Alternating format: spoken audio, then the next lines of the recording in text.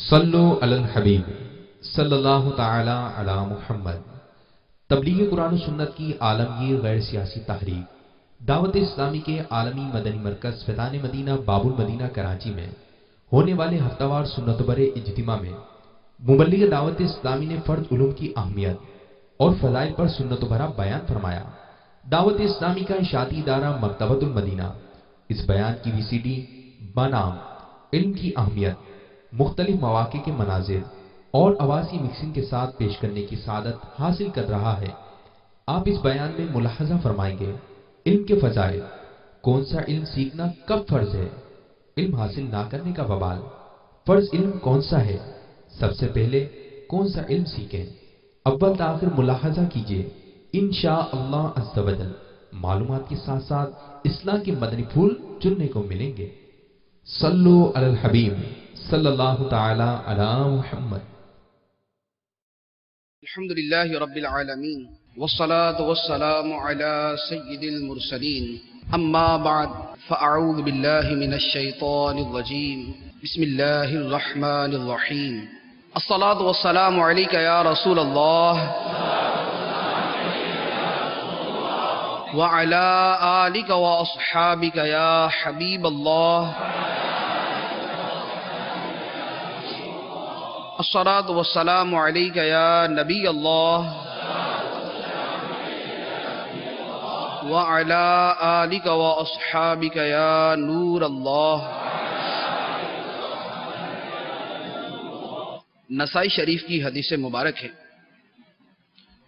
سرکار مدینہ راحت قلب و سینہ صلی اللہ تعالی علیہ وآلہ وسلم کا فرمان عالی شان ہے، جس نے مجھ پر ایک مرتبہ درود پڑھا، اللہ عز و جل اس پر 10 درود نازل فرمائے گا اور اس کے 10 گناہ معاف فرما دے گا اور اس کے 10 درجات بلند کر دے گا۔ صلو علی الحبیب صلی اللہ تعالی علی محمد۔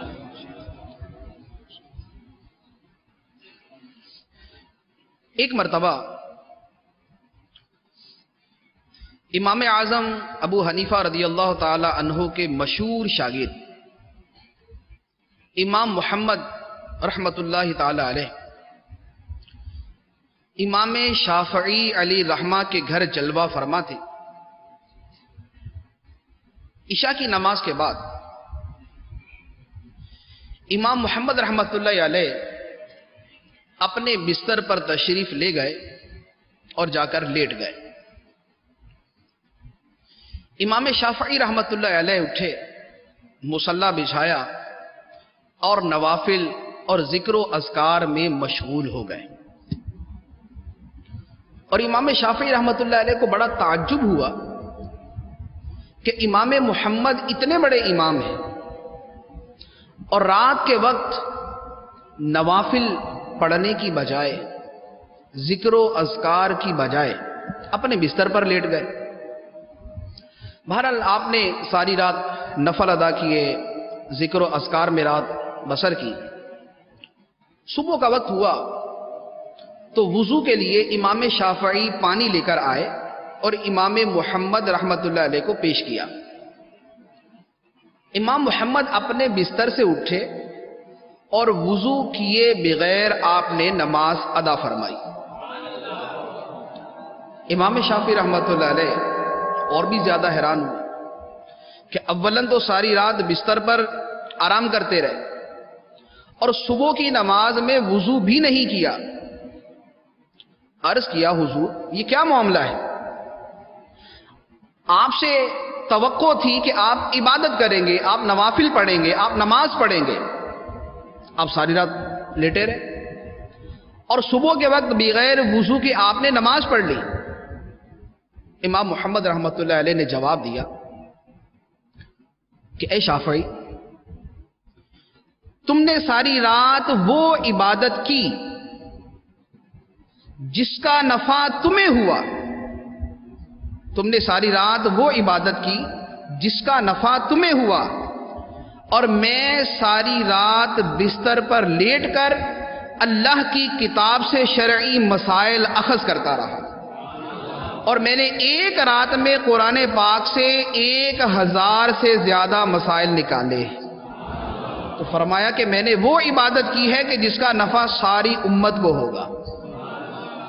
یہ امام محمد رحمت اللہ علیہ کا طرز عمل اور یہ ان کی رات کی عبادت تھی، جس کا تعلق علم دین کے ساتھ، جس کا تعلق دین کے مسائل اخذ کرنے کے ساتھ، قرآن و حدیث سے وہ مسائل نکالنے کے ساتھ، علم دین کے ساتھ ہمارے بزرگوں کی رغبت، محبت اور طلب اور شوق کا عالم کیا تھا۔ امام شافعی رحمت اللہ علیہ سے کسی نے سوال کیا کہ حضور یہ ارشاد فرمائیں آپ کی علم کے ساتھ محبت کیسی ہے؟ ارشاد فرمایا کہ جب کوئی نئی بات میرے کان میں پڑ جاتی ہے، جب کوئی نئی بات، نیا مسئلہ، نئی علم کی بات میرے کان میں پڑتی ہے تو میرے بدن کا ہر عضو اس شرعی مسئلہ سیکھنے کی لذت سے لطف اندوز ہو رہا ہوتا ہے۔ سائل نے پھر سوال کیا کہ حضور علم کے لیے آپ کی حرص کتنی ہے؟ علم سیکھنے کے لیے آپ کی حرص کتنی ہے؟ فرمایا شدید ترین کنجوس آدمی کو جتنی مال جمع کرنے کی حرص ہوتی ہے، مجھے علم حاصل کرنے کی اتنی حرص ہے۔ سائل نے پھر سوال کیا کہ علم کی طلب میں آپ کی کیفیت کیا ہوتی ہے کہ مجھے علم مل جائے؟ علم کی طلب میں آپ کی کیفیت کیا ہوتی ہے؟ ارشاد فرمایا کسی ماں کا اکلوتا بیٹا گم ہو جائے، اس اکلوتے گمشدہ بیٹے کی جتنی طلب اس ماں کے دل میں ہوتی ہے، میرے دل میں علم حاصل کرنے کی اتنی طلب ہے۔ سرکار دو عالم صلی اللہ تعالی علیہ وآلہ وسلم نے ارشاد فرمایا، مسلم شریف کی حدیث مبارک ہے، فرمایا جو شخص کسی راستے پر علم کی طلب میں چلے، کسی راستے پر علم کی طلب میں چلے، اللہ تبارک و تعالی اس کے لیے جنت کا راستہ آسان کر دیتا ہے۔ اور جب کوئی قوم اللہ کے گھر میں جمع ہو کر کتاب اللہ کی تلاوت کرے اور اسے پڑھے تو اللہ تبارک و تعالی کی طرف سے ان پر سکینہ نازل ہوتا ہے، اور اللہ کی رحمت انہیں ڈھانپ لیتی ہے، اور فرشتے انہیں گھیر لیتے ہیں، اور اللہ تبارک و تعالی ان لوگوں کا تذکرہ ان میں فرماتا ہے جو اللہ کی بارگاہ کے مقربین ہیں۔ فرشتوں کے اندر اللہ تبارک و تعالی ان لوگوں کا تذکرہ فرماتا ہے جو اللہ کے گھروں میں، مسجدوں میں اللہ کا دین سیکھنے اور اللہ کا قرآن پڑھنے کے لیے حاضر ہوتے ہیں۔ صحابہ کرام میں علم دین حاصل کرنے کا کیسا جذبہ تھا؟ ایک حدیث مبارک عرض کرتا ہوں۔ سیدنا ابو ایوب انصاری رضی اللہ تعالی عنہ مدینہ منورہ سے مصر پہنچے، صرف ایک حدیث مبارک سننے کے لیے۔ مدینہ منورہ سے مصر پہنچے صرف ایک حدیث مبارک سننے کے لیے۔ جب وہاں پہنچے تو حضرت عقبہ بن عامر رضی اللہ تعالی عنہ جن سے حدیث سننی تھی، انہوں نے استقبال کیا کہ اتنے بڑے صحابی حضرت ابو ایوب انصاری تشریف لائے۔ انہوں نے استقبال کیا تو ابو ایوب انصاری رضی اللہ تعالی عنہ نے فرمایا کہ میں صرف ایک حدیث سننے کے لیے آپ کے پاس آیا ہوں، اس کے علاوہ میرے آنے کا اور کوئی مقصد نہیں۔ حضرت عقبہ رضی اللہ تعالی عنہ نے وہ حدیث سنائی۔ حدیث مبارک یہ تھی کہ جس نے کسی مسلمان کی ایک برائی کو چھپایا، اس کے سامنے برائی ظاہر ہو گئی اور اس نے مسلمان کا عیب چھپایا، اللہ تبارک و تعالی قیامت کے دن اس کی پردہ پوشی فرمائے گا۔ حضرت ابو ایوب انصاری رضی اللہ تعالی عنہ نے جب یہ حدیث مبارک سنی، سننے کے ساتھ ہی اٹھے، اپنے اونٹ پر سوار ہوئے اور دوبارہ مدینہ منورہ چل پڑے۔ صرف ایک حدیث سننے کے لیے مدینہ منورہ سے مصر کا سفر اختیار کیا۔ تو علم دین کی ہزاروں خوبیاں ہیں، یہ ہزاروں خوبیوں کا جامع ہے، اس میں دین بھی ہے، دنیا بھی، آرام و اطمینان بھی اور لذت و راحت بھی۔ حضرت معاذ بن جبل رضی اللہ تعالی عنہ سے ایک حدیث مبارک مروی، سرکار دو عالم صلی اللہ تعالی علیہ وآلہ وسلم نے ارشاد فرمایا، علم حاصل کرو کیونکہ اللہ کی رضا کے لیے علم سیکھنا اور سکھانا اور علم کے بارے میں بحث کرنا اللہ کی راہ میں جہاد کرنے کے برابر ہے۔ فرمایا علم کی طلب عبادت ہے، علم کا تذکرہ کرنا تسبیح ہے، بے علموں کو علم سکھانا صدقہ ہے، مستحقوں میں علم خرچ کرنا قرب الہی کا ذریعہ ہے، علم حلال و حرام کا نشان ہے، جنت کے راستوں پر روشنی کا ستون ہے، تنہائی میں مونس ہے، پردیس میں رفیق ہے، خلوت میں ساتھی ہے، دشمن کے مقابلے میں ہتھیار ہے، دوستوں میں زینت ہے۔ علم کے ذریعے اللہ تبارک و تعالی مصیبتیں اٹھاتا ہے اور نیکیوں کے میدان میں ایسا پیشوا بنا دیتا ہے کہ لوگ اس کے نقش قدم پر چلیں۔ فرمایا علم والوں کی سیرت کو نمونہ بنا دیا جاتا ہے، علم ان کے قول پر عمل کیا جاتا ہے، فرشتے علماء کی خدمت میں رغبت رکھتے ہیں، فرشتے اپنے پروں سے انہیں چھوتے ہیں اور علماء کی مغفرت کے لیے ہر چیز حتیٰ کہ پانی کی مچھلیاں، زمین کے کیڑے مکوڑے، خشکی کے درندے اور چرند، یہ سب مل کر دعا کرتے ہیں۔ علم دلوں کے لیے زندگی ہے، تاریکی میں آنکھوں کے لیے روشنی ہے، علم ہی کے ذریعے بندے دنیا و آخرت میں نیکوں کے مرتبے پاتے ہیں اور بلند درجات حاصل کرتے ہیں۔ فرمایا کہ علم میں غور و فکر کرنا روزے رکھنے کے برابر ہے اور علم میں مشغولیت شب بیداری کرنے کے برابر ہے۔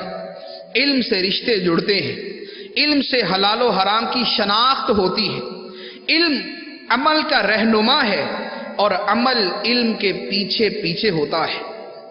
اور فرمایا کہ نصیب والوں ہی کو علم کی توفیق میسر آتی ہے اور بدبخت آدمی علم حاصل کرنے سے محروم رہتا ہے۔ یہ علم کی فضیلت اور اہمیت کے بارے میں سرکار دو عالم صلی اللہ تعالی علیہ وآلہ وسلم کا ایک نہایت ہی جامع فرمان۔ امام حسن بصری رحمت اللہ تعالی علیہ فرمایا کرتے تھے، فرمایا کہ مجھ پر 40 سال اس حال میں گزرے کہ سوتے جاگتے کتاب میرے سینے پر رہتی تھی۔ میرے اوپر 40 سال اس حال میں گزرے کہ سوتے جاگتے کتاب میرے سینے پر رہتی تھی۔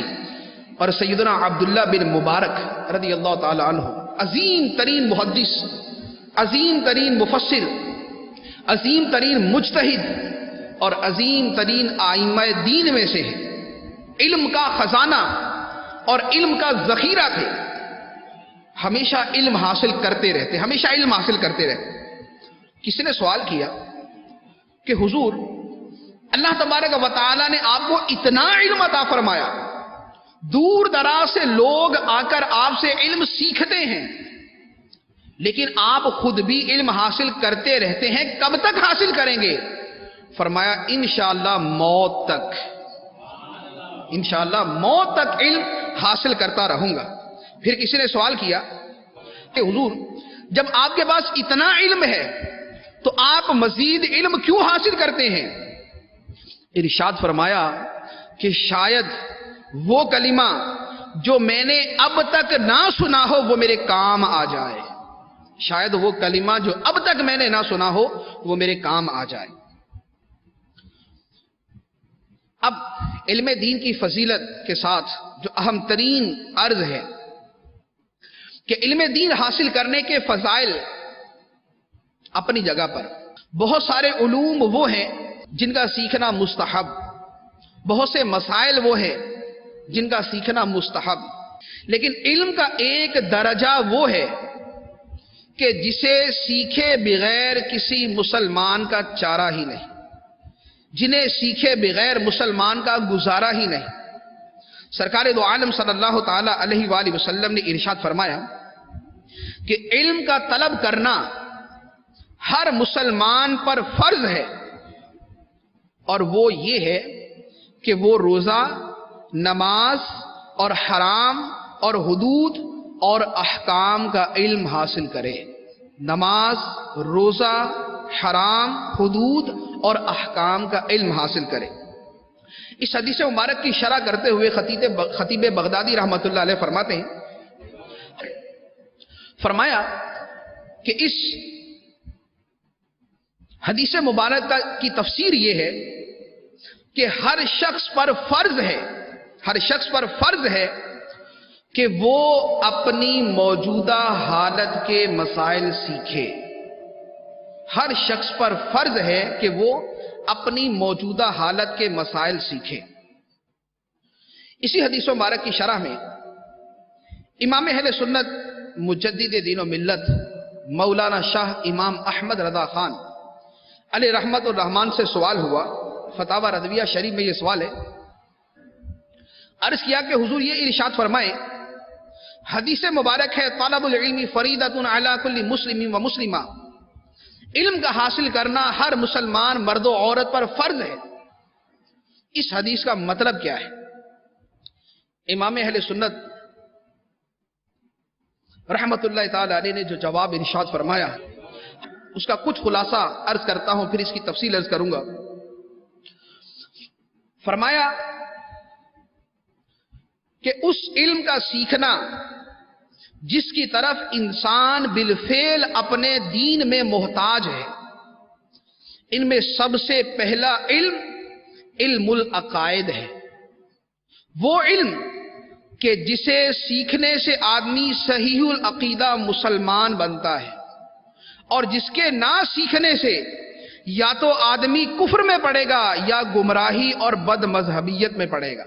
اس علم کا حاصل کرنا فرض ہے۔ اس علم کے نہ سیکھنے سے کفر یا بد مذہبی اور گمراہی میں پڑنے کا اندیشہ ہو۔ دوسرا فرمایا علم مسائل نماز کے فرائض، شرائط، مفسدات جن سے نماز ٹوٹ جاتی ہے، ان کا سیکھنا فرض، کہ اگر فرض نماز کا ترک ہوا تو نماز نہ ہوئی، نماز کی شرط اگر ترک ہوئی تو نماز نہ ہوئی، اور نماز توڑنے والی چیز نہ سیکھی اور نماز میں پائی گئی تو نماز نہ ہوئی، تو فرمایا کہ ان کا سیکھنا فرض۔ اس کے بعد فرمایا جب رمضان آئے تو روزے کے مسائل سیکھنا فرض، مالک نصاب ہے تو زکوٰۃ کے مسائل سیکھنا فرض، صاحب استطاعت ہو تو حج کے مسائل سیکھنا فرض، تجارت کرتا ہے تو خرید و فروخت کے مسائل سیکھنا فرض، زراعت کرتا ہے تو زراعت کے مسائل سیکھنا فرض، نوکری کرتا ہے تو نوکری کے مسائل سیکھنا فرض، اور کسی کو اپنے ہاں نوکر رکھتا ہے تو ملازمین کے مسائل سیکھنا فرض۔ فرمایا کہ علی ھذا القیاس، اس پر قیاس کرتے ہوئے ہر شخص پر اس کی موجودہ حالت کے مسائل سیکھنا فرض ہے۔ اور اس کے بعد فرمایا کہ مسائل علم قلب، فرائض قلبیہ، تواضع، اخلاص، توکل اور ان کو حاصل کرنے کے طریقے سیکھنا فرض۔ فرمایا محرمات باطنیہ، تکبر، ریا، عجب، حسد، ان چیزوں کو سیکھنا اور ان کے علاج سیکھنا بھی ہر مسلمان پر فرض ہے۔ اس کے بعد مختلف کتابوں کے حوالے امام اہل سنت نے ارشاد فرمائے۔ اب ان جو امام اہل سنت اعلیٰ حضرت علی رحمہ نے اجمالاً بیان فرمایا، اس کی کچھ تفصیل عرض کرتا ہوں، اور ہم اپنے اوپر غور کریں کہ ہم دنیا جہاں کے ہر کام میں مشغول، ہم نوکریاں کر رہے ہیں، ہم کاروبار کر رہے ہیں، ہم دنیا سیکھتے، ہم دنیاوی تعلیم حاصل کرتے، ڈپلومے کرتے اور بہت سارے علوم سیکھتے، مختلف زبانیں سیکھتے، دنیا جہان کے سارے کام ہم اپنی مصروفیات ساری کی ساری پوری کرتے ہیں، لیکن جن چیزوں کا سیکھنا ہمارے اوپر فرض ہے ان سے ہم کتنا دور ہیں، جن چیزوں کا سیکھنا ہم پہ فرض ہے ہم ان سے کتنا دور ہیں۔ اب ہر شخص اپنی حالت و کیفیت پر غور کرے اور سمجھے کہ جو مسائل ابھی بیان کروں گا، جو مسائل بیان کیے جا رہے ہیں، کیا وہ مسائل ہمیں آتے ہیں؟ اگر نہیں آتے اور ان کا سیکھنا فرض ہے، جب فرض کا ترک کیا، جب فرض کو چھوڑے رکھا تو کیا گناہگار ہوئے یا نہیں؟ اور جتنے مسائل ہیں ہر ایک کا جدا سیکھنا فرض، جس مسئلے کو چھوڑا اس کا جدا جدا گناہ، یہ سر پہ ہے۔ تو جب بہت سارے علوم کا حاصل کرنا اتنی اہمیت رکھتا ہے اور اتنا ضروری فرض ہے تو ہم اس سے غافل کیوں ہیں؟ پہلے نمبر پر جو امام اہل سنت علیہ رحمہ نے فرمایا کہ عقائد کا علم حاصل کرنا فرض ہے۔ عقائد کے اندر اللہ تبارک و تعالی کے بارے میں ہمارے کیا عقائد ہیں، اللہ تعالیٰ کے نبیوں کے بارے میں ہمارے کیا عقیدے ہیں، اللہ تعالیٰ کی کتابوں کے بارے میں ہمارے کیا عقائد ہیں، فرشتوں کے بارے میں ہمارا کیا عقیدہ ہے، قیامت کے بارے میں ہمارا کیا عقیدہ ہے۔ یہ وہ بنیادی چند چیزیں میں نے عرض کی ہے کہ جن کے مسائل اور جن کی معلومات حاصل کرنا فرض ہے۔ اب ہم یہ غور کریں کہ ہم میں کتنے ایسے ہیں جنہوں نے باقاعدہ ان عقائد کے بارے میں کسی کتاب کا مطالعہ کیا ہے، اللہ تعالیٰ کے بارے میں عقائد، انبیاء کے بارے میں، فرشتوں کے بارے میں، کتابوں کے بارے میں، نبیوں کے بارے میں، جنت اور دوزخ کے بارے میں، آخرت کے بارے میں، ان عقائد کے بارے میں ہم نے کتنی کتابوں کا مطالعہ کیا، یا آج تک ہم نے کسی عالم کے پاس جا کر یہ علم سیکھنے کی کوشش کی یا نہیں کی؟ جب ان کا سیکھنا فرض، اور اگر ہم نے نہ کوئی کتاب پڑھی اور نہ کسی سے جا کر یہ علوم سیکھے ہیں تو کیا ترک فرض ہوا یا نہیں؟ اور اگر فرض ترک ہوا تو گناہگار ہوئے یا نہیں؟ اور اسی جہالت کی وجہ سے کہ ہم یہ عقائد نہیں سیکھتے، اسی جہالت کی وجہ سے نتیجہ یہ ہے کہ آئے دن ہر تیسرے چوتھے آدمی کے منہ سے کفریات ابل رہے ہوتے ہیں۔ اللہ تبارک و تعالیٰ کے بارے میں ایک مشہور جملہ جو اکثر و بیشتر کی زبان پر ہے کہ اللہ تعالیٰ ہر جگہ موجود ہے۔ اللہ تعالیٰ علم اور قدرت کے اعتبار سے ہر جگہ ہے، کہ اس کا علم ہر جگہ، اس کی قدرت ہر جگہ کو محیط ہے، لیکن اللہ تعالیٰ کی ذات ہر جگہ موجود ہے، یہ عقیدہ کفر۔ اور ہم بچپن سے لے کر جوانی تک اور جوانی سے لے کر بڑھاپے تک یہ جملہ دہراتے آتے ہیں، یہ جملہ سیکھتے آتے ہیں، یہ جملہ اپنی اولاد کو بتاتے آتے ہیں۔ امیر اہل سنت نے اس کی بڑی پیاری تفصیل جو ہے وہ کفریہ کلمات کے بارے میں سوال جواب کے اندر ارشاد فرمائی ہے۔ تو اب یہ ایک عقیدہ میں نے عرض کیا کہ جس کا تعلق عقائد کے ساتھ ہے اور اس سے ہماری غفلت کیسی ہے۔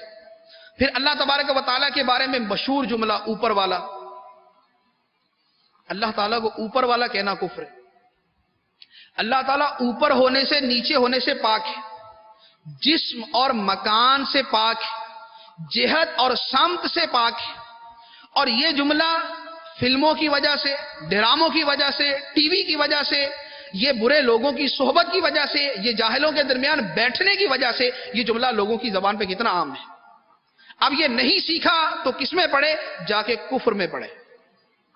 اس کا سیکھنا فرض تھا یا نہیں؟ ہر کوئی سمجھ سکتا ہے کہ اس کا سیکھنا فرض ہے کہ جس کے نہ سیکھنے سے آدمی کافر ہو جائے، جس کے نہ سیکھنے سے آدمی کفر میں جا پڑے۔ اسی طرح مذاق کے اندر کفریات بولنا، کوئی بوڑھا ہو گیا مرتا نہیں تو اللہ تعالیٰ تو لگتا ہے اس کو بھول ہی گیا، تو اللہ تعالیٰ کو بھولنے والا کہنا کفر۔ وما کان ربک نسیا، تیرا رب بھولنے والا نہیں ہے۔ اور ہمارا عقیدہ ہے اللہ تعالیٰ بھولنے سے پاک ہے، لیکن جس نے یہ جملہ بولا کہ اللہ تعالیٰ تو لگتا ہے اس کو بھول ہی گیا، کافر ہو گیا۔ اب نہیں سیکھا، علم العقائد نہیں سیکھا تو کہاں جا کے پڑھا؟ کس گھاٹی اور کھائی میں پڑھا؟ سرکار دو عالم صلی اللہ علیہ وآلہ وسلم نے فرمایا کہ آدمی بعض اوقات اللہ تعالیٰ کی ناراضگی کا ایسا جملہ بول دیتا ہے، وہ نہیں سمجھتا کہ اس میں کتنی ناراضگی ہے، مگر وہ جہنم کی اتھاہ گہرائیوں میں جا گرتا ہے۔ تو وہ کون سے جملے؟ بندہ اللہ تعالیٰ کی ناراضگی کا ایک جملہ بولتا ہے اور اس ایک جملے کی وہ اہمیت کو نہیں سمجھتا اور اس کی وجہ سے جہنم کی اتھاہ گہرائیوں میں جا پڑتا ہے، اس میں سب سے پہلے نمبر پر تو کفریہ جملے آئیں کہ کفریہ جملے کو آدمی اس کی شناعت اور اس کی قباحت کو نہیں سمجھتا اور اس کی وجہ سے جہنم کی اتھاہ گہرائیوں میں جا پڑتا ہے۔ اسی طرح جنت کا مذاق، اتنی پرانی جنت کروڑوں سال سے بنی ہوئی، اب تو حوریں بوڑھی ہو گئی، یہ مذاق اڑایا جاتا ہے جنت کا، حوروں کا، اللہ تعالیٰ کی نعمتوں کا، اللہ تعالیٰ کے اس مقدس گھر کا مذاق اڑایا جاتا ہے، شرعی کفر ہے۔ دوزخ کا مذاق اڑایا جاتا ہے مزاحیہ ڈراموں میں، فلموں کے اندر، کامیڈی کے اندر اور اپنی محفلوں کے اندر کہ بھی ہم تو جہنم میں جائیں گے، وہاں ساری جو ہے نا وہ ساری حسینیں وہیں پر ہوں گی۔ یہ اللہ تعالیٰ کے عذاب کی تحقیر ہے، یہ اللہ تعالیٰ کے عذاب کا مذاق اڑایا جا رہا ہے، یہ جملہ کفریہ ہے۔ اب یہ علم نہ سیکھا تو نتیجہ کیا ہوا؟ ہم جہنم میں جا کے دروازہ بند کر لیں گے، کسی کو آنے نہیں دیں گے، جملہ کفریہ ہے۔ یہ جہنم کا مذاق اڑایا۔ اللہ تعالیٰ قرآن پاک میں بار بار جہنم سے ڈرا رہا ہے اور یہ جملہ بولنے والا اللہ تعالیٰ کے اسی عذاب کا مذاق اڑا رہا ہے، اسی عذاب کا مذاق اڑا رہا ہے۔ تو ابو جہل بھی تو جہنم کا مذاق اڑاتا تھا، ابو جہل بھی تو قیامت کا مذاق اڑاتا تھا، ابو لہب بھی تو یہی کرتا تھا۔ سرکار دو عالم صلی اللہ علیہ وسلم کے زمانے کے کفار یہی تو کرتے تھے۔ انبیاء جب اپنی قوموں کو بتایا کرتے تھے، اللہ کے عذاب سے ڈرایا کرتے تھے، وہ اسی عذاب ہی کا تو مذاق اڑایا کرتے تھے۔ تو جب پچھلے زمانوں کے کفار جہنم کا مذاق اڑا کر اللہ تعالیٰ کے عذاب کے مستحق ہوئے تو کیا ہمارے لوگوں کو چھوٹ ہے؟ کیا یہ جہنم کا مذاق اڑائیں؟ کیا یہ جہنم کے عذاب کا مذاق اڑائیں تو کیا یہ دائرہ اسلام میں رہ جائیں گے؟ یہ بھی کفر میں جائیں گے۔ تو اب یہ تھا علم العقائد کہ جس کا سیکھنا فرض تھا اور جس سے غفلت کہ ہم اپنے اوپر غور کر لیں کہ ہم نے ان عقائد کو سیکھنے کے لیے اپنی زندگی میں کتنا وقت دیا، ان عقائد اور ان مسائل کو سیکھنے کے لیے زندگی کا کتنا حصہ صرف کیا۔ میٹرک کیا تو 10 سال گزارے، انٹر کیا تو 12 سال گزارے، بی اے کیا تو 14 سال گزرے، ایم اے کیا تو 16 سال گزرے، پی ایچ ڈی کی تو 5 سال مزید بڑھ گئے، اسپیشلائزیشن کیا کسی علم کے اندر 3 4 5 سال مزید بڑھ گئے۔ تو یہ 20 سال اگر دوسری چیزوں کے سیکھنے میں لگ گئے تو کیا 20 دن اللہ کے دین کو سیکھنے کے لیے نہ ملے؟ 20 دن اپنے ایمان کے تحفظ کے لیے نہ ملے؟ تو یہ وہ پہلا اہم ترین علم جس کے بارے میں اعلیٰ حضرت نے فرمایا کہ علم العقائد کا سیکھنا فرض۔ اس کے بعد اب آ جائیں نماز، وضو، غسل، نماز، اور اس سے شروع کرتے ہیں۔ پہلے نمبر پر مائع مستعمل کے مسائل، استعمال شدہ پانی سے وضو نہیں ہوتا، غسل نہیں ہوتا، پانی کس طرح مستعمل ہو جاتا ہے۔ ہم اپنی طرف سے ماشاءاللہ با امامہ ہے، ہم نمازی ہیں، ہم اپنی طرف سے پرہیزگار ہیں اور ہمیں مائع مستعمل کے مسائل نہیں پتا، اسی پانی سے ہم وضو کر کے نمازیں پڑھتے رہے، جب ہمارا وضو نہ ہوا تو ہماری نماز نہ ہوئی۔ اور 70 سال نمازیں پڑھتے رہے، 70 سال نمازیں پڑھی لیکن نماز نہ ہوئی، 70 سال تک نمازیں پڑھے لیکن نماز نہ ہوئی، غسل کے فرائض نہ سیکھے اور غسل نہ ہوا۔ اب ہم اپنی طرف سے جا کر اذان ہونے سے پہلے جا کے مسجد میں بیٹھے ہوئے، کیوں؟ فضیلت ہے۔ لیکن اگر ہمارے غسل کے فرائض درست نہ تھے تو ہمارا تو غسل ہی نہیں ہوا، اور بے غسل آدمی کا مسجد میں جانا حرام، اس کا مسجد میں ٹھہرنا حرام، مسجد میں وقت گزارنا حرام۔ اب وہ اپنی طرف سے یہ سمجھ کے بیٹھا ہوا کہ میں تو اذان سے پہلے مسجد میں آ کے بیٹھ گیا، مگر چونکہ اس نے غسل کے مسائل نہ سیکھے، اسے غسل کرنا نہ آیا، اس کا فرض ترک ہوا، جس کے نتیجے میں جتنی دیر مسجد میں بیٹھا رہا گناہگار ہوتا رہا۔ تو وقت دیا بھی، وقت نکالا بھی، مسجد میں بیٹھے بھی، پھر بھی گناہگار۔ اس کے بعد اگر وضو درست نہ ہوا، یہ کوہنیاں یہ جو ہے خشک رہ گئی، اس کا کوئی کنارہ خشک رہ گیا، یہ آنکھوں کے جو کنارے ہیں یہ خشک رہ گئے، یہ پیشانی کے اوپر کا حصہ یہ خشک رہ گیا، یہ تھوڑی کے نیچے کا حصہ یہ خشک رہ گیا، داڑھی جہاں تک دھونا فرض تھا وہاں تک نہ دھوئی، ایڑیوں کا کچھ حصہ خشک رہ گیا، ٹخنے خشک رہ گئے، وضو نہ ہوا۔ غسل کے اندر کوئی فرض ترک کر دیا، غسل نہ ہوا، تو بے وضو آدمی کا قرآن چھونا کیا ہے؟ بے غسل آدمی کا قرآن چھونا کیا ہے؟ حرام۔ تو اب یہ اپنی طرف سے وضو کر کے تہجد میں اٹھ کے بیٹھا ہوا، یہ 1 گھنٹہ قرآن پاک کی تلاوت کر رہا ہے، لیکن اگر اس کا وضو غسل درست نہیں ہے تو اس کا قرآن پاک کو چھونا حرام، اور اگر غسل نہیں ہے تو قرآن پاک کا پڑھنا حرام۔ تو اب جس کی وجہ سے یہ حرام کا مرتکب ہو رہا ہے، کیا وہ مسائل سیکھنا فرض نہیں تھے؟ کیا وہ وضو اور غسل کے مسائل سیکھنا فرض نہیں تھے؟ اب اس سے اگلا سٹیپ عرض کرتا ہوں۔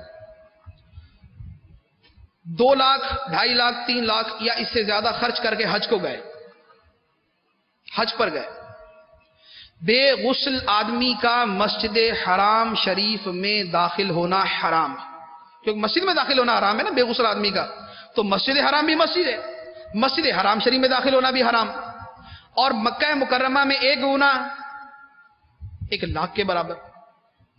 اب جو آدمی اپنی طرف سے بڑی عقیدت و محبت کے ساتھ گیا اور اس نے غسل کے فرائض نہ سیکھے اور غسل کا فرض ترک کر دیا، اب اس کا مسجد حرام میں جانا حرام ہوا۔ بے وضو یا بے غسل آدمی کا خانہ کعبہ کا طواف کرنا حرام، اتنی عشق و محبت سے گیا ہوا، حرام کا مرتکب ہو رہا۔ اور طواف زیارت اگر بے غسل کیا تو 1 اونٹ کی قربانی دینا فرض ہوتا ہے۔ طواف زیارت اگر بے غسل کیا تو 1 اونٹ کی قربانی دینا فرض ہوتا ہے۔ تو اب جس کا غسل درست نہیں تھا، حج کیا، طواف زیارت کی، دعائیں مانگی، خانہ کعبہ کی زیارت کی، سب کچھ کیا، لیکن بجائے اس کے کہ اس کو ثواب ملتا، یہ اپنے اوپر کتنے دم لازم کروا کے آ گیا اور کتنی قربانیاں لازم کروا کے آ گیا، اور یہ کتنا وہاں سے گناہگار ہو کے واپس پلٹا۔ اور نتیجہ کس کا ہوا؟ صرف اتنی سی جہالت کا کہ وضو اور غسل کے مسائل نہ سیکھے تھے۔ یہ صرف ایک پہلو عرض کیا۔ اس کے بعد نماز کی طرف آئے۔ نماز میں اللہ اکبر کہہ کر نماز شروع کریں گے، قراءت نہ سیکھی، درست تلفظات نہ سیکھے، اب کیا ہوا؟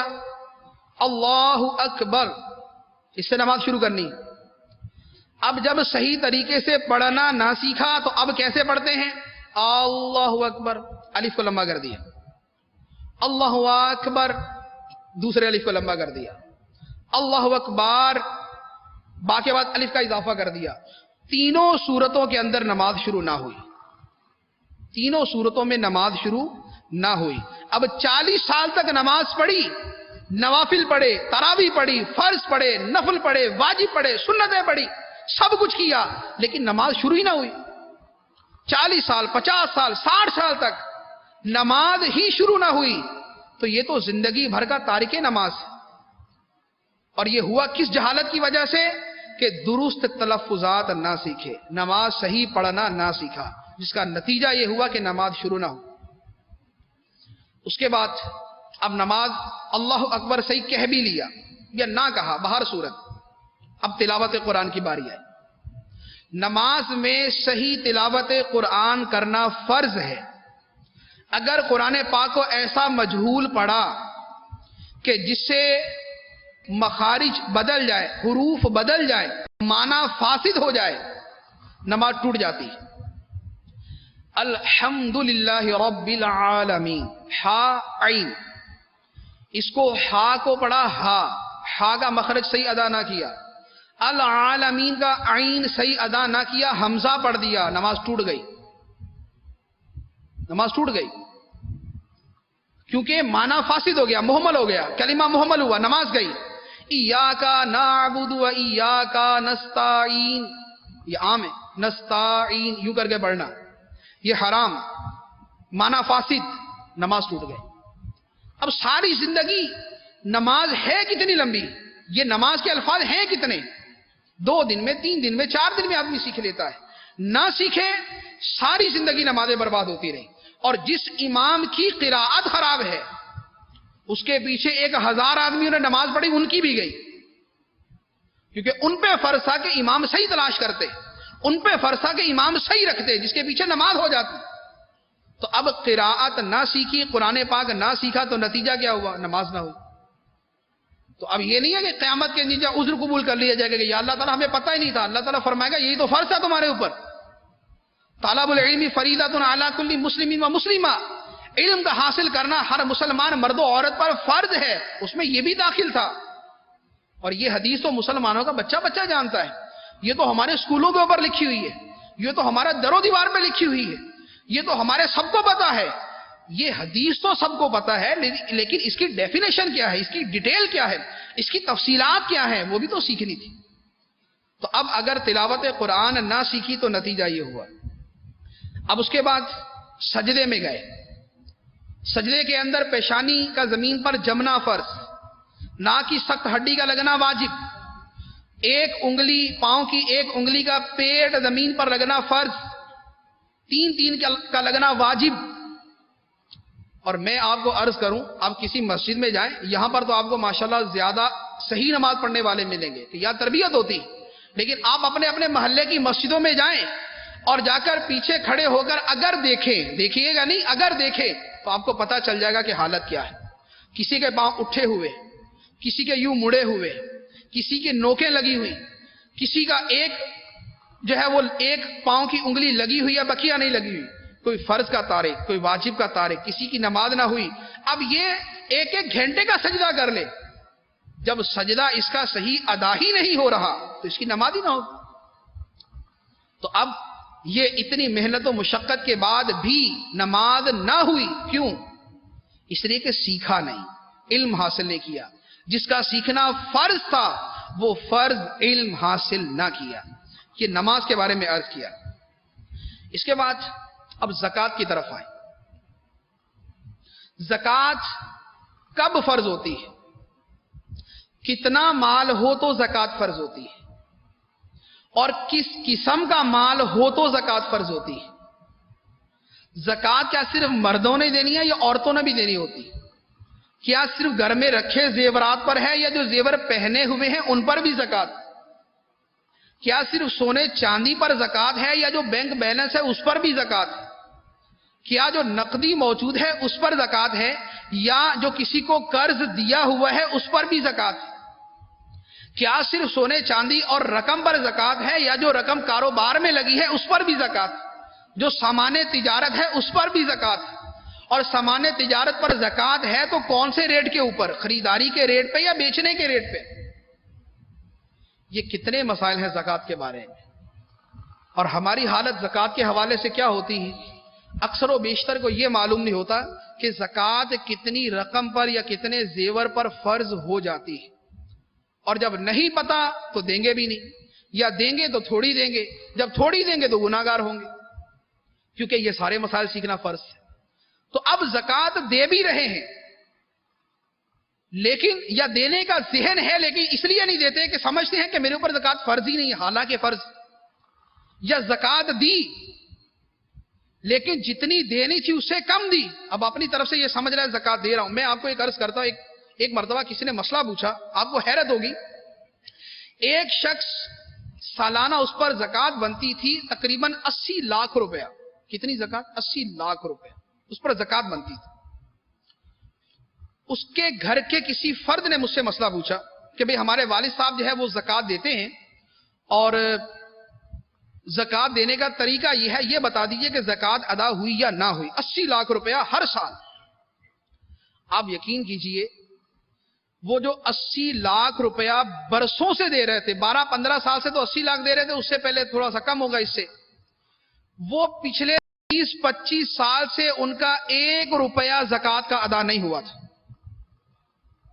15-20 سال میں 80 لاکھ روپیہ دینے کے باوجود 1 روپیہ زکوٰۃ کا ادا نہ ہوا تھا, اس لیے کہ زکوٰۃ جن کو دے رہے تھے وہ زکوٰۃ کے مستحق نہیں تھے. صرف یہ سمجھ کے دے رہے تھے ہمارے رشتہ دار غریب ہیں, اور غریب یوں سمجھ لیا کہ بہت زیادہ پیسے والے نہیں. حالانکہ جو زکوٰۃ کا غریب ہے وہ ذرا کچھ اور ہوتا ہے, اس کی ڈیفینیشن کوئی اور ہے, اس کا جو سٹیٹس ہے وہ کچھ اور ہے, اور یہ ان اپنے رشتہ داروں کو مستحق سمجھ کے دیتا رہا, حالانکہ وہ یقیناً مستحق نہیں تھے. تو جب اس نصاب کا اصلاً ہی پتہ نہیں ہے کہ جس پر کسی کو زکوٰۃ دے سکتے ہیں، تو اب برسوں کی زکوٰۃ گئی، تو اب کتنے ایسے ہوں گے کہ جو کسی کو بھی مستحق سمجھ کے دے دیتے ہوں گے؟ ایک ہے کہ مستحق سمجھ کے دیا اور اس کی حالت کا پتہ ہے کہ یہ مستحق ہے، بعد میں پتا چلا کہ مستحق نہیں تھا، وہ ایک جدا معاملہ ہے۔ لیکن جہاں پر واضح طور پر اس کے پاس ٹھیک ٹھاک مال و دولت، گھر اور سب کچھ موجود ہے، اب اپنے ذہن میں مستحق ہی کچھ اور سمجھا ہوا ہے۔ ایک ہے کہ مستحق شرعی ہی سمجھا اور پھر دیا اور پھر وہ نہ نکلا تو زکوٰۃ ادا ہو گئی، اور ایک ہے کہ اپنے ذہن میں مستحق سمجھا کہ مستحق وہ ہوتا ہے جس کے پاس 10 لاکھ روپیہ نہ ہو، اب زکوٰۃ دے دی تو اب تھوڑی زکوٰۃ ادا ہوگی، تو وہ اسی طرح زکوٰۃ دیتے رہے۔ تو اب یہ زکوٰۃ کا فرض علم حاصل کرنے سے لا علمی کی وجہ سے نتیجہ یہ ہوا کہ برسوں کا یہ فرض اس کے ذمے پر لازم ہے۔ اس کے بعد قربانی کا مسئلہ، قربانی کس پر واجب ہے؟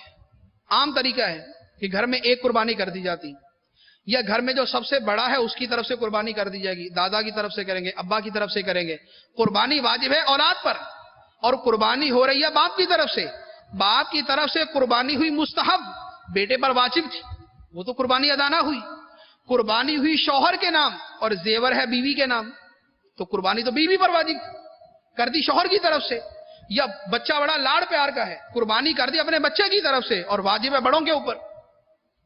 تو اب ساری صورتوں میں قربانی کی لیکن واجب ترک ہو گیا۔ کیوں ترک ہوا؟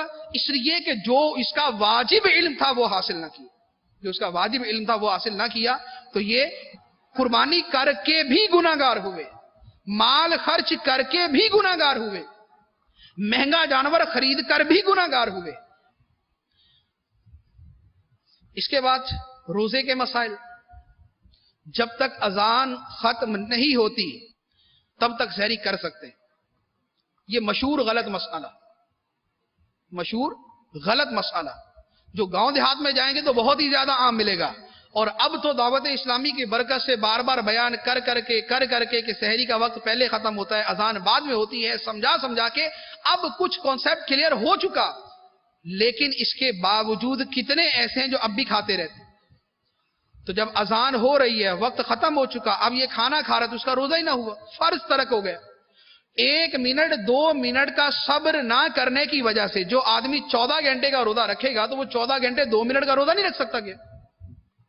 2 منٹ کے اندر ہی اذان ہوتی ہے نا، تو 2 منٹ پہلے اگر کھانا پینا ختم کر دیتا تو اس کا فرض پورا ہو جاتا۔ اب یہ جون جولائی اگست ان مہینوں کے شدید گرمی کے روزے رکھے، سارا دن بھوکا پیاسا رہا، لیکن اس لا علمی کی وجہ سے فرض اس کے ذمہ باقی رہا، اور علم نہ سیکھنے کی وجہ سے بھی گناہگار ہوا، روزہ نہ رکھنے کی وجہ سے بھی گناہگار ہوا۔ تو یہ صرف لا علمی کی وجہ سے۔ اسی طرح الٹی آ گئی تو سمجھا کہ روزہ ٹوٹ گیا، جو اپنے ارادے کے بغیر آئی اس سے سمجھ لیا کہ روزہ ٹوٹ گیا، اب روزہ ٹوٹنا سمجھ لیا تو کھانا پینا شروع کر دی کہ روزہ تو ٹوٹ ہی چکا ہے، حالانکہ الٹی آنے سے روزہ تو نہیں ٹوٹتا، خود کریں تو اس کی آگے صورتیں ہیں، لیکن اگر بلا قصد آئے تو وہ جتنی بھی آ جائے اس سے روزہ نہیں ٹوٹتا۔ اب اس نے سمجھا کہ روزہ ٹوٹ گیا، روزہ توڑ دیا باقاعدہ، یعنی باقاعدہ کھا کر توڑ دیا، یہ گناہگار ہوا، روزہ توڑا اس۔ کیوں؟ لا علمی کی وجہ سے۔ خوشبو سونگنے سے ٹوٹ جاتا ہے یا نہیں؟ تو کئیوں کا یہ ہوتا کہ پتہ نہیں ٹوٹ ہی جاتا ہے، خوشبو سونگی جناب، روزہ ٹوٹا یا نہیں؟ اسی طرح جو ہے وہ غسل فرض ہو گیا، روزہ ٹوٹ گیا جناب میرا، روزہ نہیں ٹوٹتا اس سے۔ تو اب یہ ہمارے سامنے مسائل اس لیے آتے ہیں کہ ہم سے دارالاسلام میں پوچھتے ہیں کہ بھئی یہ ہو گیا، روزہ ٹوٹا یا نہیں؟ تو پتہ چلتا ہے کہ کتنی معلومات ہے روزے کے بارے میں، کتنی معلومات ہے۔ تو اگر 30 دن رمضان کے روزہ رکھ سکتے ہیں تو ایک دن نکال کے روزے کے مسائل بھی سیکھ لیے جائیں۔ ایک دن نکال کے روزے کے مسائل کیوں نہیں سیکھ لیتے؟ روزے کی مشقت برداشت، مسائل سیکھنا تو آرام سے سیکھا جاتا ہے، مسائل سیکھنا تو مسئلہ ہی نہیں ہے۔ آپ کسی بھی عالم سے رابطہ کر کے، کوئی بھی کتاب پڑھ کے، فیضان رمضان پڑھ کے آپ روزے کے مسائل سیکھ سکتے ہیں، لیکن یہ فرض علم ترک کرنے کی وجہ سے یہاں پر گناہگار، اور اس علم کے نہ ہونے کی وجہ سے جو روزے ٹوٹ رہے ہیں اس کی وجہ سے جدا گناہگار۔ اس کے بعد حج کا معاملہ لے لیں۔ حج میں تو وہ حالت ہے کہ حج کے اوپر تو 2 گھنٹے بیان کیا جائے تو وہ بھی جو ہے وہ کم ہے جو حج کی حالت ہوتی۔ نمبر 1، احرام کہاں سے باندھنا ہے؟ نیت کب کرنی ہے. اس کے بعد اب نیت کر بھی لی, وہاں پر اعلان ہو گیا کہ جناب نیت کر لے احرام کی. نیت کی کس کی ہے؟ حج کی. پہلے جا کے عمرہ کریں گے. نیت کی حج کی, اعلان ہوگا حج کی نیت فرما لیں, حج کی نیت کر لی, اور جا کے کرنا عمرہ, اور عمرے کے بعد کرنا حج. اگر حج تمتع تھا تو پھر تو عمرے کی نیت کرنی تھی, اور اگر حج قران تھا تو پھر حج و عمرہ دونوں کی نیت کرنی تھی. تو اب چلے گئے لیکن نیت کا ہی پتہ نہیں ہے کہ نیت کرنی کس بات کی ہے.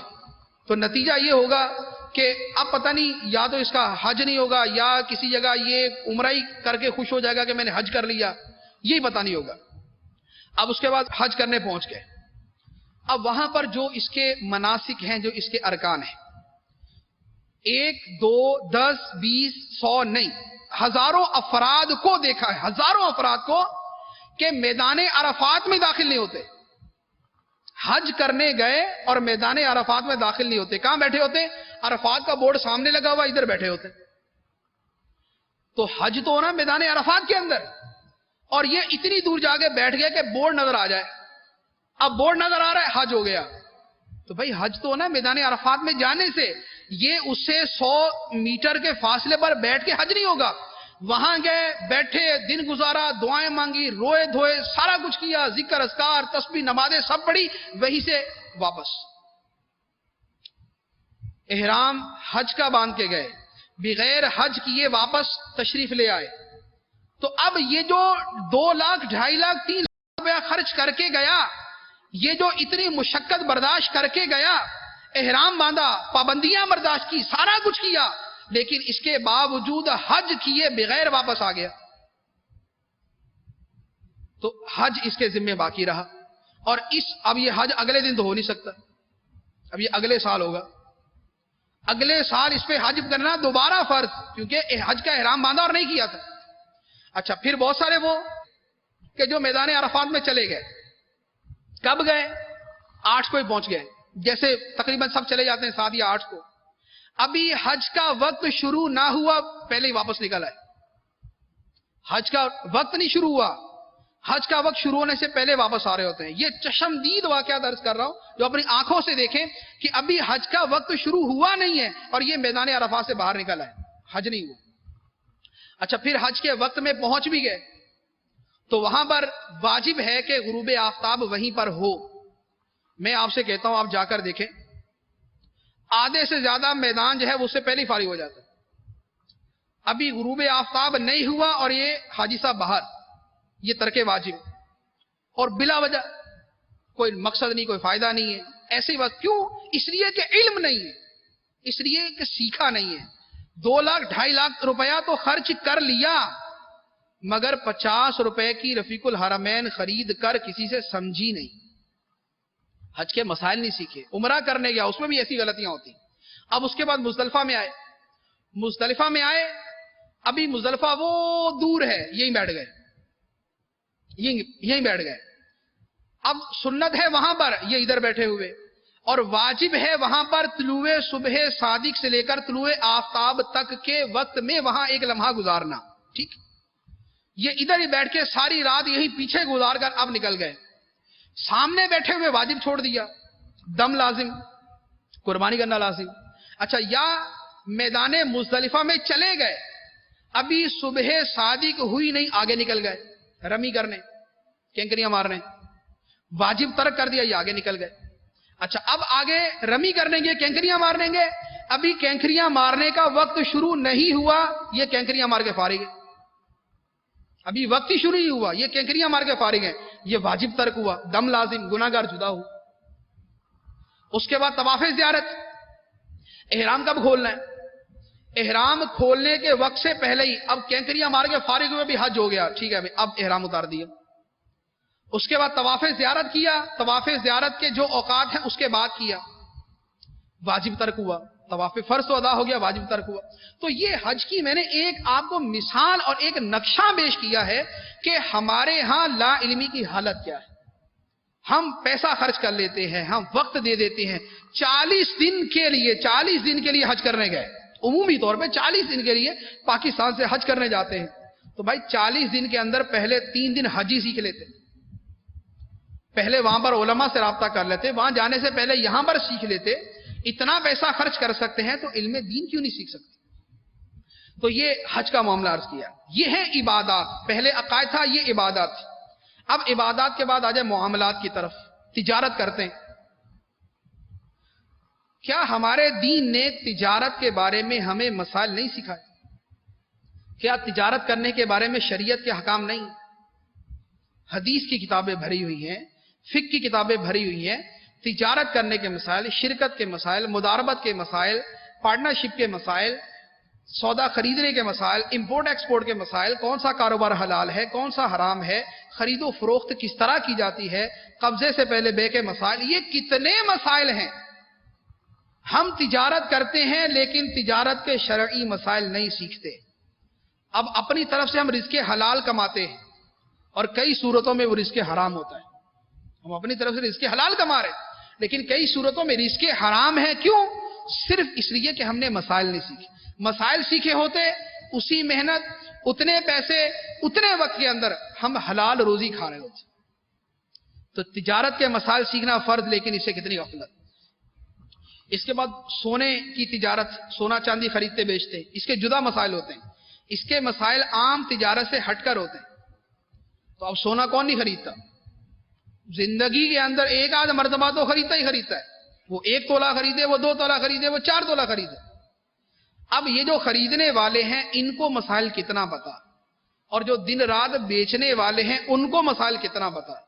تو یہ تو آپ کبھی بھی جا کے جو ہے وہ جا کے سناروں سے پوچھ لیں کہ بھئی وہ آپ کے سونے کے جو شرعی مسائل ہیں تجارت کے وہ کیا ہیں، 2-4 بتا دیں ہمیں بھی. تو آپ دیکھ لیے، اگر پوری مارکیٹ کے اندر بھی آپ کو 2 بندے بتا دیں، اکثر و بیشتر کو نہیں پتا ہوگا. اب یہ سونے کا کاروبار کر رہے ہیں، یہ پیسہ خرچ کیا ہوا ہے، یہ لاکھوں روپے کا کاروبار ہے، یہ اس کے اوپر وقت دے رہے ہیں، یہ صبح آتے ہیں، یہ شام کو جاتے ہیں. ان کو سیکورٹی کے مسئلے ہیں، ان کو جان کی حفاظت کا مسئلہ ہے، ان کو مال کی حفاظت کا مسئلہ ہے، لیکن ان کو مسائل کی حفاظت کا مسئلہ نہیں. یہ کروڑوں روپے کا کاروبار کریں گے لیکن چند روپے کے اندر جو اس کے شرعی مسائل سیکھ سکتے ہیں وہ نہیں سیکھے جائیں گے. یہ ایک کاروبار کی مثال دی ہے.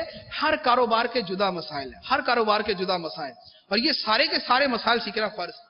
تو اب جو کاروبار کرنے والا ہے تاجر پر تجارت کے مسائل سیکھنا فرض.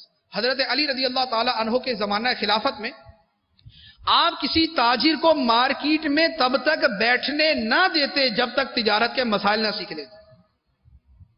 اور صحابہ کرام کے واقعات موجود ہیں کہ مارکیٹ میں جاتے اور اعلانیہ وہاں تجارت کے مسائل بیان کرتے کہ لوگوں یہ حرام ہے، یہ حلال ہے، یوں کرو یوں نہ کرو. تو تجارت کے مسائل تاجر پر سیکھنا فرض. اور ہماری کتنی بڑی کمیونٹی ہے جو تجار کی ہے، تجارت کرنے والوں کی. اس کے بعد اب آ جائے ملازمت کے مسائل. ہم ملازمت کرتے، ہماری سرکاری ملازمت ہے، ہماری پرائیویٹ ملازم ہے، ہم کسی فرم میں ملازمت کرتے، کسی کمپنی میں ملازمت کرتے. تو اجیر کے شرعی مسائل کتنے؟ مدت معین ہو، مشاہرہ اس کی سیلری معین ہو، اس کا کام معین ہو، وہ کام حلال ہونا چاہیے. کچھ مسائل وہ ہیں جو سیٹھ کے ہیں، کچھ مسائل وہ ہیں جو اجیر کے ہیں، ملازم کے ہیں.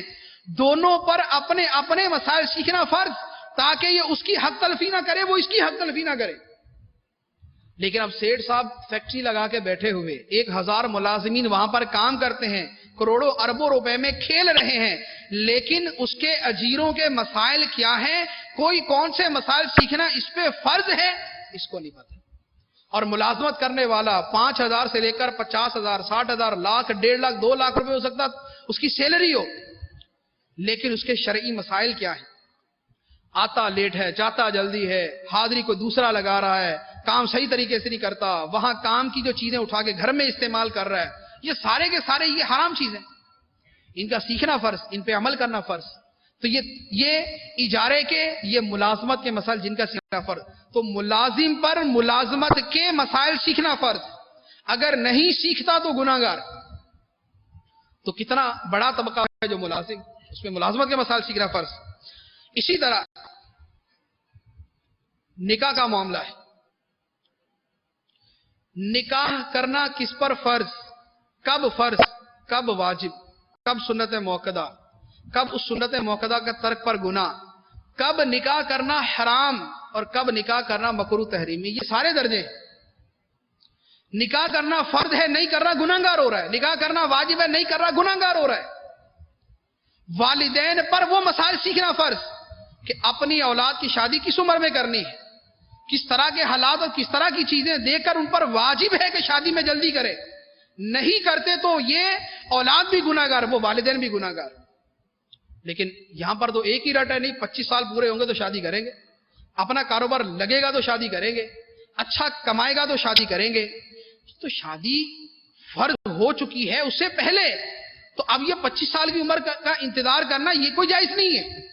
تو اب کتنے اس طرح کے مسائل ہیں، کب فرض، کب واجب، کب سنت موقدہ، بلا وجہ شادی نہ کرنے پہ اڑا ہوا، کہیں وہ بھی ہوتے ہیں محبت میں ناکام، شادی نہیں کرنی۔ سنت موقدہ کا ترک، اصرار، گناہگار، شادی بھی کرے گا پھر بھی گناہگار ہو۔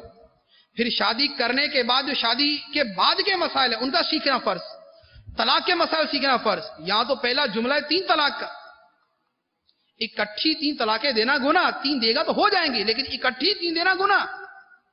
لیکن یہاں مجھے نہیں یاد پڑتا کہ شاید ہی کبھی کوئی مسئلہ پوچھ لیں اور 3 سے نیچے آیا، وہ ہزاروں میں 2 آتے ہوں گے، کبھی 1 دی ہے، ورنہ پہلے نمبر پہ آتے یہ 3 دیے۔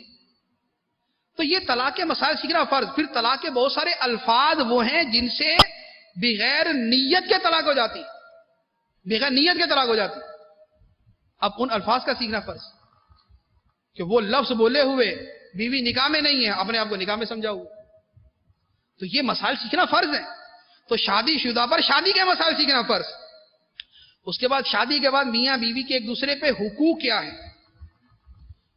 شوہر علم بلند کیے ہوئے میرے ہی حقوق ہے، میری ہی اطاعت کی جائے گی، بیوی ڈٹی ہوئی ہے ہیومن رائٹس، ویمن رائٹس، عورتوں کے حقوق، وہ اپنا پرچم بلند کر کے بیٹھی ہوئی۔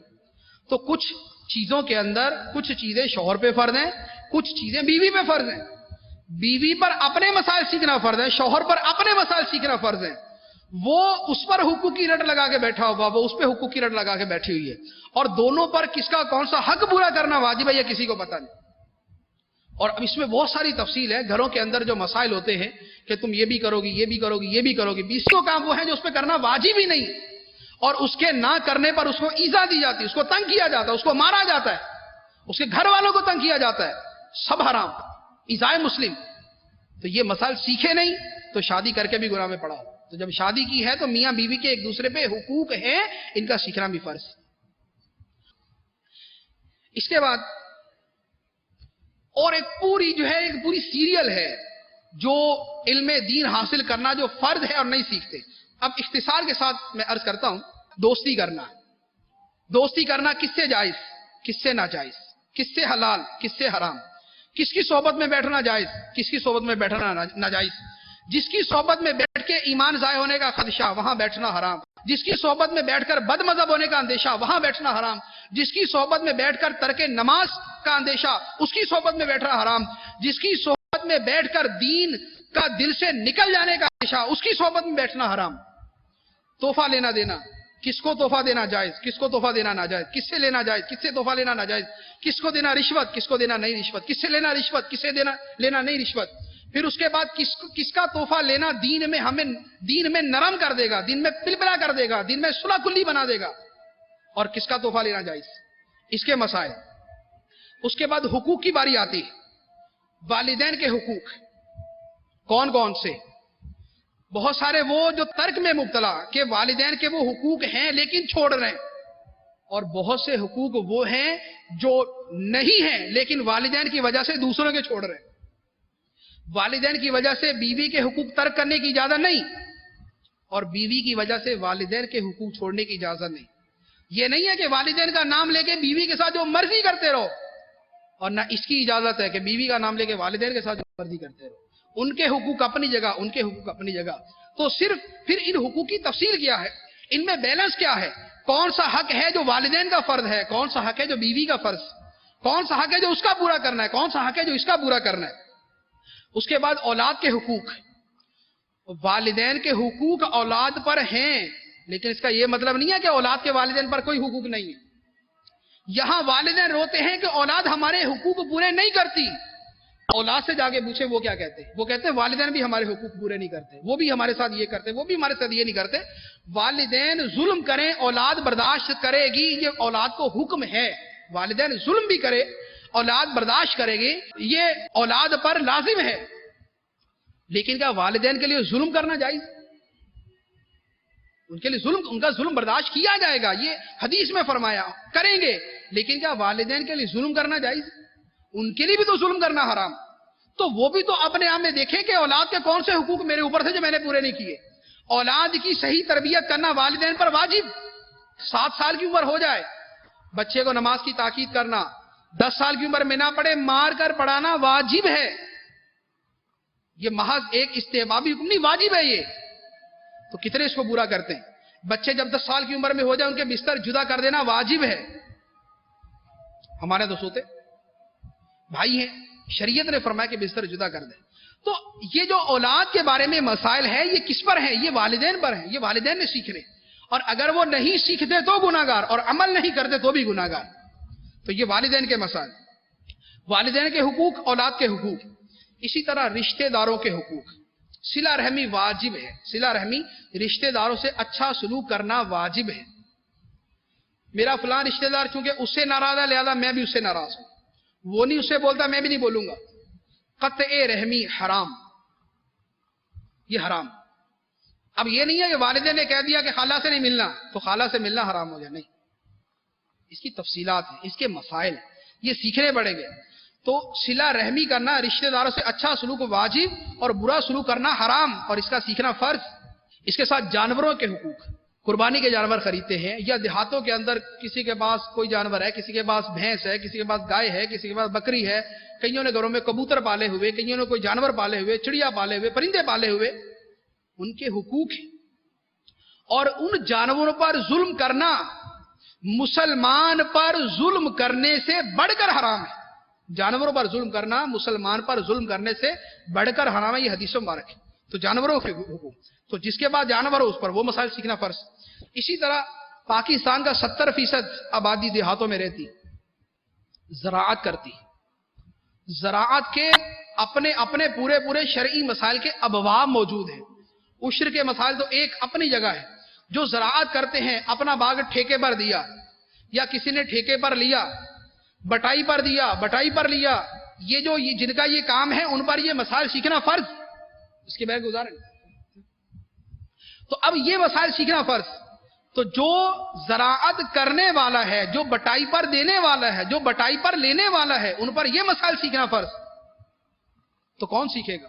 یہاں تو آوے گا آوا بگڑا ہوا کہ جو آتا ہے وہ, جو اگر افسران آئے کچھ لینے کے لیے, آ کے پہلے انہوں نے اپنا مک مکاؤ کیا, اس کے بعد جناب تھوڑا سا اس کا فارم فل کیا, اس کے بعد نکل گئے. یہ رشوت کا لین دین, یہ حرام. تو زراعت کے مسائل ہیں, تو جو زراعت کرتا ہے اس پر وہ مسائل سیکھنا فرض. ہاں جو نہیں کرتا اس پر فرض نہیں, جو نہیں کرتا اس پر فرض نہیں. تو اب ہماری ساری زندگی گزر جاتی ہے, مرتے دم تک ہم ان مسائل سے لا علم رہتے ہیں. یہ چند ایک صورتیں جو عرض کی. اب اس کے بعد گناہوں کی ایک اور کیٹیگری ہے, ایک اور پوری ڈیٹیل ہے. وہ کیا؟ گناہ کبیرہ اور گناہ صغیرہ. اتنی موٹی کتابیں ہیں گناہ کے اوپر. الزواجر اتنی موٹی کتاب ہے, اتنی 2 جلدوں کے اوپر اتنی موٹی کتاب, جس میں کبیرہ گناہوں کا بیان ہے. اور اس کی فہرست کے اندر شاید 200 سے زیادہ کبیرہ گناہ, اور ان میں کتنے وہ ہیں جو ہماری عام زندگی میں شامل ہوں گے. جیسے ہمارے دشمن کو نقصان پہنچے تو ہم کہتے دیکھا ہم سے پنگا لیا نا اس نے, کیا ہوا؟ یہ ہے شماتت علی الاعداء, دشمن کے نقصان پہ خوشی کا اظہار کرنا, یہ حرام. تو اب اس طرح کے کتنے وہ گناہ ہیں کہ جن کی تعریفیں تک ہمیں پتہ نہیں کہ یہ گناہ ہے کیا, یہ گناہ, اس گناہ کی تفصیل کیا ہے. تو اب یہ کتنے کبیرہ گناہ ہیں جن میں کتنے ہماری زندگی میں آ سکتے ہیں, ان کا سیکھنا فرض. اور جو گناہ صغیرہ ہے ان کی تعداد تو کبیرہ سے بھی آگے, ان میں کتنوں کے دن رات مرتکب ہوتے ہیں, ان کا سیکھنا فرض. اس کے بعد پردے کے مسائل, کس سے پردہ کرنا فرض, کس سے فرض نہیں. عام کانسیپٹ, پیر سے پردہ نہیں ہوتا, ہوتا ہے. کزن سے پردہ نہیں ہوتا, ہوتا ہے. بوڑھا ہو جائے اس سے پردہ نہیں ہے, ہر بوڑھے کے بارے میں یہ حکم نہیں. بچوں سے کیا پردہ, بچوں کی خاص عمر ہے جہاں تک پردہ نہیں، اس سے اوپر پردہ ہے. اور نہ جانے کتنی صورتیں، کس کو دیکھنا جائز ہے، کس کو دیکھنا ناجائز ہے، کون سے حصے کو چھونا جائز ہے، کون سے حصے کو چھونا ناجائز ہے. یہ پردے کے پورے مسائل ہیں. امیر اہل سنت کی پوری کتاب ہے پردے کے بارے میں سوال جواب. اس میں بکثرت فرض مسائل کا بیان ہے، جو پردے کے مسائل سیکھنا فرض. تو اب ان چیزوں کو سیکھنا یہ تو ہمارے گھر کا معاملہ ہے نا، یہ تو ہمارے دن رات کا کام ہے. پردے کا معاملہ تو کوئی جنگل میں جو رہتا ہے اس کو پردے کا مسئلہ نہیں ہے، یہ جنگل میں رہتا ہے. لیکن جو گھروں میں رہتا ہے، جس کے گھر میں پڑوس والے آتے جاتے ہیں، یا جس کے گھر کے افراد پڑوسیوں کے آتے جاتے، جس کے گھر میں رشتہ دار آتے جاتے ہیں، یا جو رشتہ داروں کے ہاں آتا جاتا ہے، پردے کے مسائل تو ہیں، ان کا سیکھنا فرض. اب ان سے غفلت حرام، ان کا سیکھنا فرض، ان سے غفلت حرام. اس کے بعد اب گناہوں کی ایک اور دوسری ایک ڈیٹیل ہے، ایک اور تفصیل ہے. باطنی گناہ، حسد، بغض، تکبر، کینہ، ریاکاری، حب جا، حب دنیا، یہ ہر گناہ اپنی اپنی تفصیل رکھتا ہے. حسد، نعت خانوں کا حسد کچھ اور ہوگا، کاریوں کا حسد کچھ اور ہوگا، کاروبار کرنے والوں کا حسد کچھ اور ہوگا، کلاس فیلوز آپس میں حسد کچھ اور کریں گے، رشتہ دار عورتیں آپس میں حسد کچھ اور کریں گے. ان کا کپڑوں کا حسد، ان کا زیور کا حسد، ان کا گاڑی کا حسد، ان کا بنگلے کا حسد، ان کا مکان کا حسد، اس کے بچے اچھے ہیں میرے بچے اچھے نہیں، اس کا حسد. تو اب یہ حسد کی جو اقسام، جو علامات اور جو تفصیلات ہیں، یہ ایک بات. اس کے بعد آیا تکبر کے اوپر. خوبصورت ہے، تکبر میں ہے. لباس اچھا ہے، تکبر میں ہے. کاروبار اچھا ہے، تکبر میں ہے. چودھری صاحب ہیں، تکبر میں ہے. سیٹھ صاحب ہیں، تکبر میں ہے. نسب اونچا ہے، تکبر میں ہے. فخر اور مال و دولت زیادہ ہے، تکبر میں ہے. پھر علم زیادہ ہے، وہ تکبر میں ہے. علم کے اوپر جدا تکبر. بڑا لیڈر ہے، اس کا اپنا تکبر. تو اب یہ ہر آدمی کے اعتبار سے تکبر کی اقسام. تکبر حرام قطعی، جس کے دل میں رائی کے دانے کے برابر تکبر ہوگا جنت میں داخل نہ ہوگا. رائی کے دانے کے برابر تکبر ہوگا، جنت میں داخل نہ ہوگا. تو تکبر حرام. تکبر کے مسائل سیکھنا فرض. کون سیکھے گا، کب سیکھے گا، کہاں سیکھیں گے. اس کے بعد آ جائیں ریاکاری کے اوپر. سرکار دو عالم صلی اللہ علیہ وسلم نے ارشاد فرمایا کہ ریاکاری چیونٹی کی چال سے زیادہ پوشیدہ ہے. چیونٹی کی چال سے زیادہ کیا مطلب؟ اگر زمین پہ چونٹی چل رہی ہو تو ہمیں اس کی آواز آتی ہے کہ چونٹی چل رہی؟ نہیں پتا چلتا. ریاکاری دل میں اس طرح آ جاتی ہے، پتہ نہیں چلتا. ریاکاری دل میں اس طرح آ جاتی ہے، پتہ نہیں چلتا. اب ریاکاری کہاں کہاں، یہ ایک پورا باب. ریاکاری اچھی آواز ہے، اس کی ریاکاری اور ہے. 5 وقت کا نمازی ہے، اس کی ریاکاری اور ہے. تہجد پڑھتا ہے، اس کی ریاکاری اور ہے. اشراق چاش پڑھتا ہے، اس کی ریاکاری اور ہے. اللہ کی راہ میں مال دیتا ہے، اس کی ریاکاری اور ہے. بہت اچھے کام کرتا ہے، اس کی ریاکاری اور ہے. نفلی روزے رکھتا ہے، اس کی ریاکاری اور ہے. صدقہ دیتا ہے، اس کی ریاکاری اور ہے. نفلی حج و عمرہ بہت کیے ہوئے، اس کی ریاکاری اور ہے. اور ریاکاری کا نتیجہ کیا ہوگا کہ عمل برباد، گناہ لازم. تہجد پڑھی، ریاکاری کی. تہجد گئی، گناہ کبیرہ آ گیا. تہجد تو سنت تھی، سنت غیر موقدہ تھی، مستحب تھا، بہت اچھا کام تھا. لیکن ریاکاری کی وہ مستحب کا ثواب تو چلا گیا اور گناہ کبیرہ کا جو ہے وہ سر پہ آ گیا. تو اب ریاکاری، مبلغ اپنی ریاکاری کرے گا، نیک کام کرنے والا. اور ریاکاری تو وہی کرے گا نا جو اچھا کام کرے گا. برا کام کرنے والا تو ریاکاری نہیں کرے گا، میں نے گناہ کیا ریاکاری کر رہا ہوں.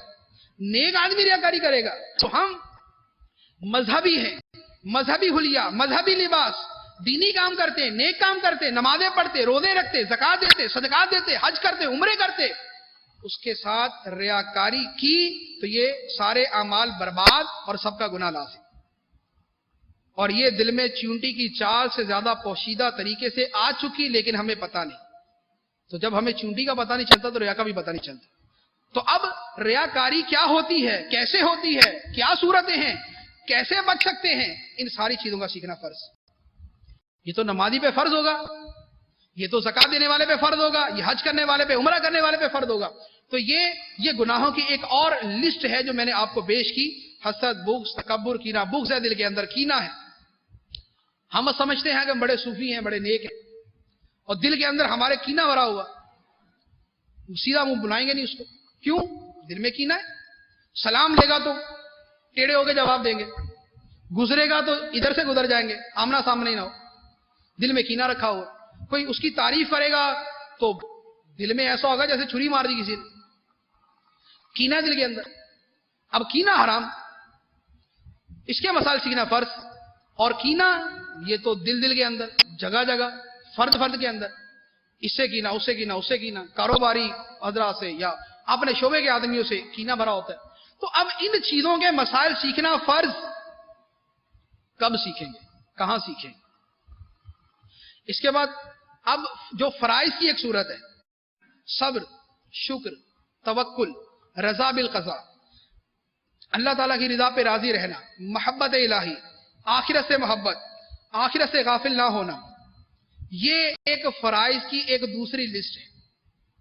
اعلی حضرت علامہ نے فتاوی افریقہ کے اندر اس کی ایک پوری لسٹ بیان کی ہے. 40 اس کے اندر کبیرہ گناہ بیان کیے ہیں کہ فرمایا کہ ان کے ہوتے ہوئے ظاہری طور پر بھی آدمی نیک نہیں بن سکتا. تو اخلاص کے مسائل، صبر کے مسائل، شکر کے مسائل، توکل کے مسائل، رضا بالقضاء کے مسائل، کہاں پر کیا بول سکتے، کہاں پر کیا نہیں بول سکتے، ان سارے کے سارے مسائل کا سیکھنا ہم پر لازم ہے. تو پیارے پیارے اسلامی بھائیو، اب میں عرض کروں گا کہ آپ نے یہ جتنی میں نے آپ کو تفصیلات عرض کی ہیں، آپ یقین کیجئے یہ فرد علوم کا 10واں حصہ بھی نہیں، یہ فرد علوم کا 10واں حصہ بھی نہیں، اس سے بہت آگے کی تفصیل ہے. اب اگر ہمیں یہ مسائل نہیں آتے اور ہم نے آج تک یہ علم حاصل نہیں کیا تو اس گناہ سے ہم کب چھٹکارا حاصل کریں گے؟ اس گناہ سے کب چھٹکارا حاصل کریں؟ تو ہم آج یہ عہد کرتے ہیں اور یہ عزم کرتے ہیں اور یہ نیت کرتے ہیں کہ انشاءاللہ عز و جل ہم فرد علوم حاصل کریں گے اور انشاءاللہ عز و جل سارے کاموں کو پسے پشت ڈال کر سب سے پہلے اپنے اس گناہ سے توبہ کریں گے اور اس سے چھٹکارا حاصل کرنے کی کوشش کریں گے. میں مبلغ بنوں سنتوں کا، خوب چرچا کروں سنتوں کا، ہو کرم بہر خاک مدینہ.